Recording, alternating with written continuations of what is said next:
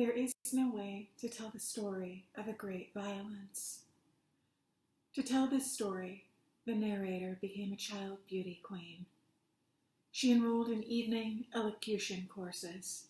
She trained herself to paint a second face atop her own face.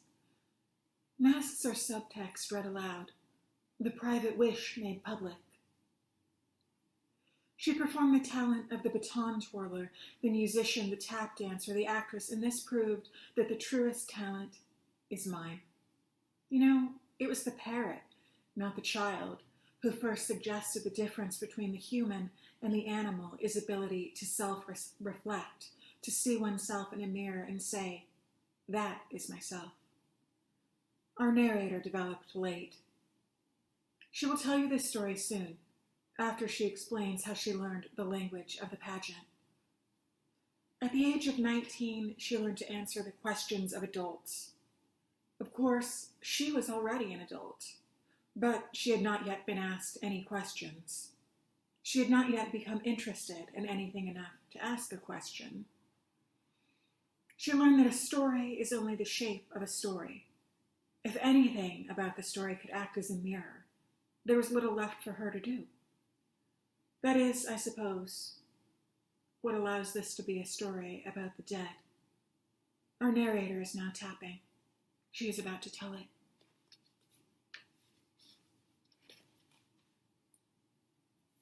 Chapter 1.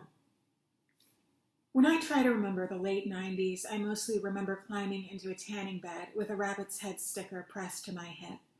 The same spot every time for the entire summer of '99. In Pompeii, the third cause of death was instant dehydration triggered by extreme heat.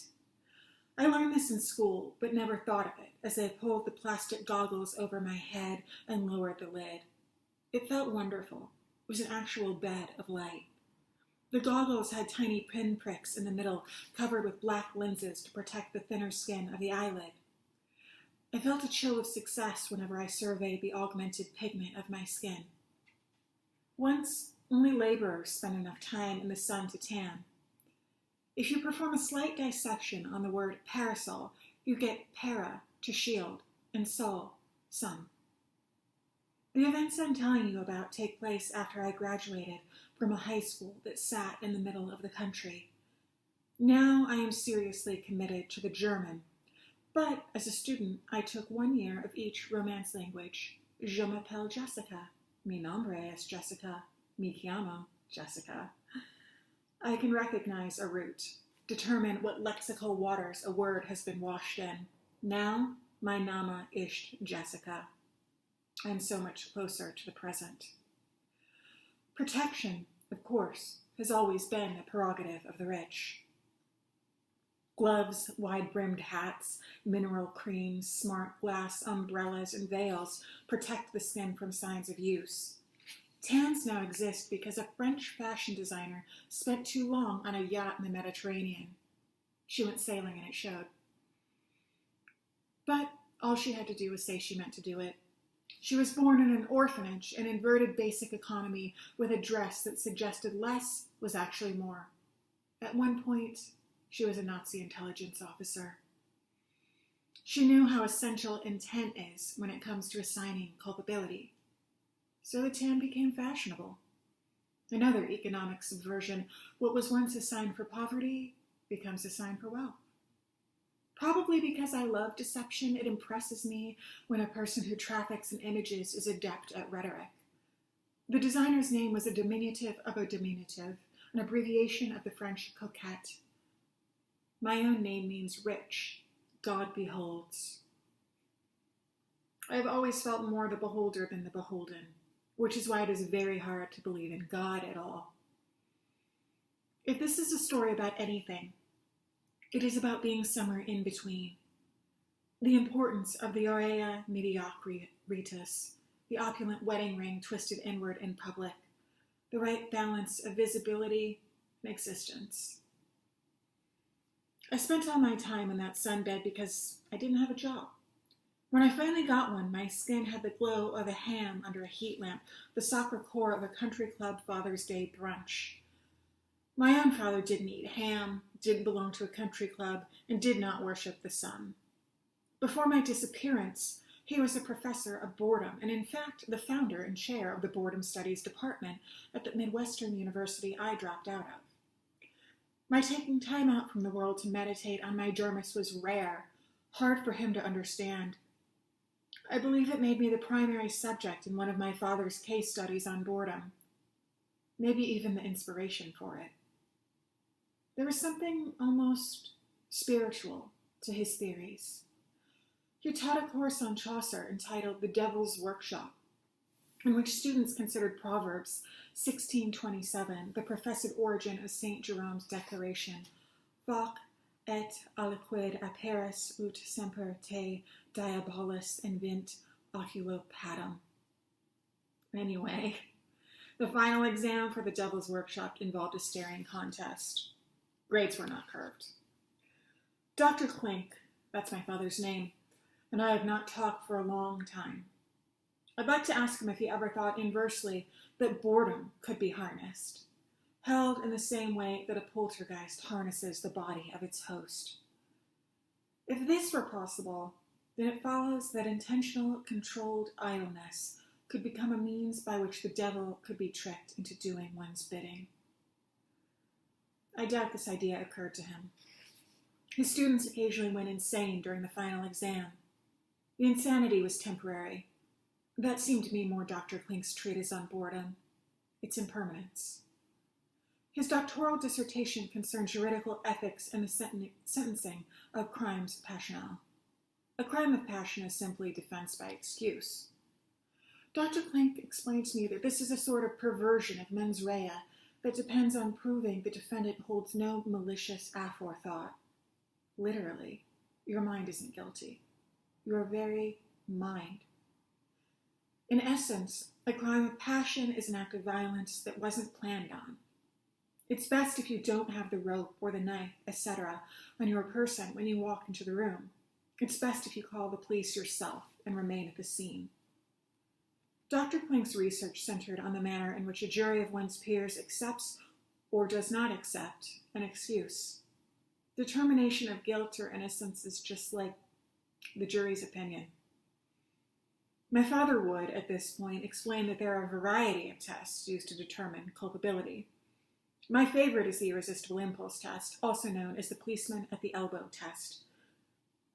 If you can't resist committing what you intellectually know to be a crime with an officer of the law only one arm's length away from you, you have fulfilled the criteria of the irresistible impulse test. I like to remember that as the, well, fuck it rule, but that's incorrect. To say fuck it is a sort of negative existential exercise, a proof of the concept of agency via the action which removes the agency. That's how the last half of the 90s was, though. While mostly I remember tanning and hair extensions and groups of syncopated pop stars dancing with the unity of a military drill, the other part of me remembers a love of trash. In the year 2000, a very pale, very insane actress once appeared on the red carpet of an award show wearing a shredded garbage bag and the magnificent wedding ring given to her by her suicided husband. There was willing distortion. Music was meant to sound like fuzz. If I listen to her albums now, they possess the polyphony of a whipped dessert, too sweet for teeth, too sugar for earth, curated decay. I still can't decide if the sticky double G and guttural vowel of grunge was euphonious or cacophonous. Both. I suppose that's why I now hold the idea of agency in my hand like the token for a carnival ride. I'll suffer if I lose it, although not mortally. In reality, the irresistible impulse test is intended to determine whether or not the defendant is capable of self-control. It asks if the defendant was their own victim, prey to their own impulse. Dr. Klink liked this idea because it suggests there is a spirit under the body that can emerge at any moment. But he never made enough of the word victim. I suspect that the Devil's Workshop was his way of testing the assumption that extreme boredom is the portal used to access the spirit body. He wanted those students to go insane, to commit crimes at the elbow of an officer. His research began in the early 80s and reached the peak of its popularity among scholars in 1994 as the result of the trial of Lorena Bobbitt. This was a very good time in my life for me to meet Christine. Christine possessed an unfettered sense of revenge, accessible only to people with a supreme, nearly supernatural sense of self-worth. She was the relation of a friend of my mother and was, supposedly, the granddaughter of Norwegian royalty. Who cares, right? Well, my mother, Greta Klink nie Strindberg, did. Normally a woman with a vibrant melancholy, a rich misery that won't commandeer this story until it must. My mother became incandescent at the idea of royalty and the opportunity to speak her native language. She was, in fact, so taken by Christine's remedial Norwegian that, through the closed doors of Dr. Klink's office, I heard her raise her voice above its usual tone. A C major with a retained sixth, the mathematic inversion of what some scholars call the devil's chord, for the first time in my life. Like a flute overflooded with air, she told my father that she would not turn her back on her country for him a second time. I thought that seemed a little overwrought. I sincerely doubted my mother, whose favorite show was Good Morning America, had ever sacrificed much at all. Perhaps this is exactly what Dr. Klink said in response, because Greta began to sob. The next words that floated through the door were, "She has nowhere else to go." Several days later, I was introduced to Christine. Christine was a tonique possessing the defiance and dejectedness of a Victorian ghost. Her anger manifested itself in strange and seemingly inconsequential ways. She was very fond of a type of benign torture she called dial and dash. The procedure involved calling people who had wronged her and then channeling her malice into the telephone. She told me once that she envisioned the rage she breathed into the phone to be the cloudy, clear shade of a G&T. Christine was my babysitter. Christine especially liked it when I dialed the number and held the phone. "It's like how a tarot card reader can't let anyone else use their deck," she explained, "because they don't want to, junk up the energy." I nodded, as if I had ever seen a tarot deck in real life. I gathered that energy was something personal to Christine.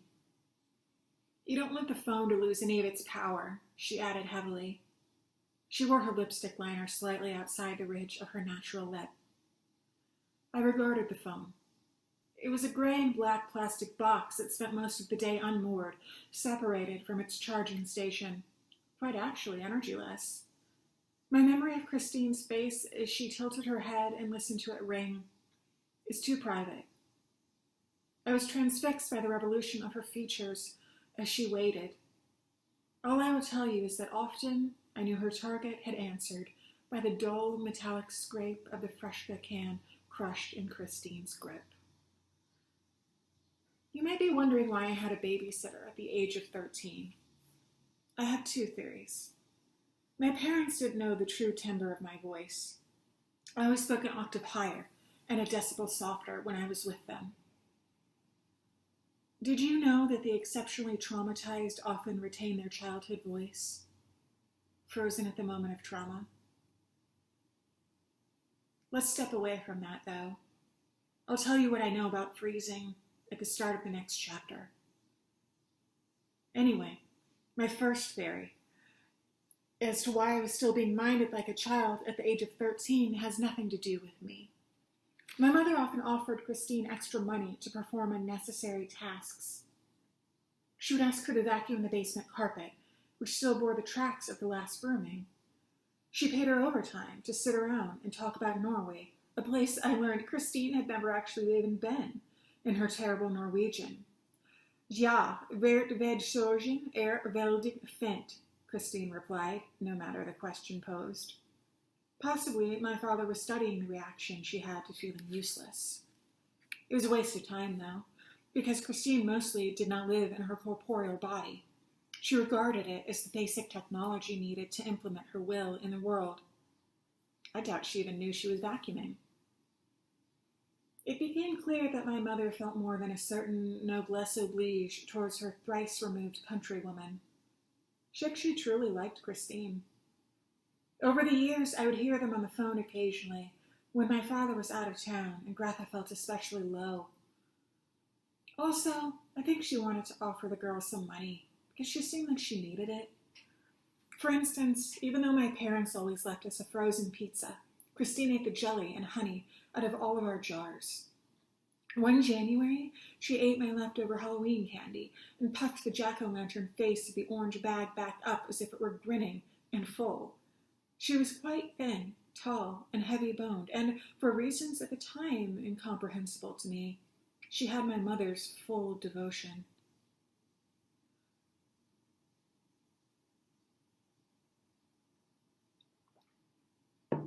My second theory was that my father had made too much progress in his research and had become a threat to the entertainment industry. Maybe in the Devil's Workshop, he had discovered the cure for boredom, and now film directors and writers and magazine editors and video game designers and puzzle makers everywhere were desperate to silence him. What, after all, would contented people spend their dollars on? I imagine the people who were hunting my father as an America with the volume turned down, a perceptible dimming, like when the lights of a flight are lowered to simulate night, promote sleep. I imagine they plan to kidnap and ransom me to keep him quiet, to keep the stakes loud. A subtle panic undergirded the atmosphere of our home. My parents rarely allowed anyone inside the house, except, of course, for the two people my father deemed essential personnel. His TA, Jeffrey LaPlante, and of course, Christine. If my father was away on conference, my mother turned on every light in the house, double-locked all our doors, and triply secured them by wedging a dining chair under the handles. Then, in a macabre before-bed ritual, walked around with the largest knife from the butcher's block. My mother opened even the cabinet under the sink while remarking that Charles Manson was a very small man. Like Barbie, Abe Lincoln, and Frankenstein, I don't ever remember not knowing who Charles Manson was. Is this enough to explain to you why I believed there was some serious and maybe immediate violence always near me? Who are you, by the way? I've been imagining you as a sort of panel of judges sitting at a long faux wood table in the front row of a convention center, craning your neck back to look at the talent, whispering amongst yourselves, never disapproving, sometimes amused, often confused. I imagine you as if I am a little girl at a beauty pageant reciting Le Chants de Meldreor while painting a self-portrait. I imagine you must be judging my French, my brushstrokes. I imagine that you are indulgent, as anyone must be, who submits to listen so dedicatedly, at such length, as a 30-year-old woman talks about the tragedy of being a teenager. I imagine you possess an above-average tolerance for trifles and trauma, but that you'd like me to get to some sort of point. I imagine you imagine this performance might end with me levitating. I see you scan the beams of the convention center for a glint of light off the fishing wire that will betray my trick. They always say an honest person doesn't have to convince you that they aren't lying. But sincerely, I'm not lying to you. When I float at the end of this, it will really happen.